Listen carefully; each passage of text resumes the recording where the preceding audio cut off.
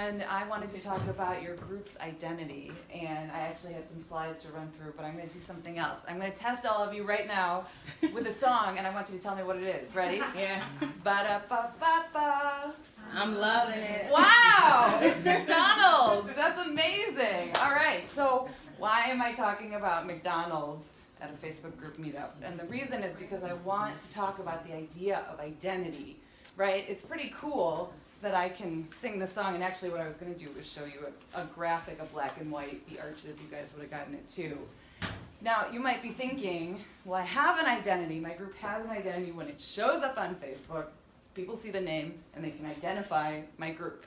And the second thing I was going to show you, is that if you see those golden arches or you hear that song, you don't have to see the name, right? You can see colors or hear a tune, and it will fill in all those blanks for you, not just the name, but what it is, what you can get. And that's because the way that we process starts with shape, and then color, and then content goes last. That's the last thing we need, right? So it's pretty interesting. The synapses of the brain, essentially what they do is when we repeat something over and over again, we start to actually form these little synapses in our brain. Yeah. And what they do, right, you don't get into a car and go, okay, right, gas, brake, steering wheel. No, you get in a car and your brain is like, got it, right? You hear the McDonald's song and you're like, you're not just going, oh, it's McDonald's. You're like, I can smell those French fries, right?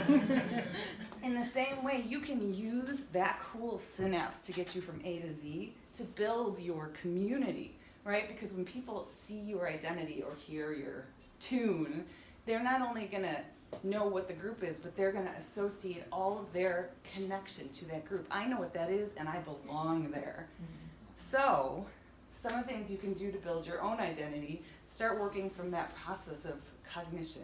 So the first one is shape. Think about your logo. You might have a logo, and that's great. If you don't, that's also okay. But think about what a shape is that can be as simple as an arch, two arches, right? Everybody recognizes it everywhere. So think about, can you see it? You can see those arches from far away, from close up, on a t-shirt, on a mug, whatever it is. You want your community to be able to recognize your shape. The second thing then is color and a color palette. So we all know McDonald's has got that sort of orangey color, but it also has a red, right? There's those two colors, and you have to be consistent. The other thing I was going to show you was the Starbucks green. If you show that color, it's green. And people are like, Starbucks, I know, and I know my favorite drink, right? So think about your color palette. Then you can actually get into content, and you start with something simple. How do you write out your name? What is your font? Do you have a selected font for your name, for your logo, for the stuff that you put up? Then if you want to even take it further, maybe you have all those things or you want to keep working, then start thinking about your mission. How is that something, that piece of content, how is it communicating an identity to your members? When they see that, does it fill in, do those synapses fire and they go, got it, I'm a part of that community and I know what it stands for. And then, the next one would be messaging. How do you communicate with your members in a way that is consistent all the way from A to Z? If you want to start working on your brand identity, I have a couple of resources. They're right up here. No. Canva. If anybody has used Canva, Canva's awesome. Yeah. They have a color palette tool. Did you know? Yeah. So I know. So you can go on. It's free. Canva. You can go on. Say my color is red. So that's our color. And we have 3 complementary colors. So we have an actual, your RBG and your hex code.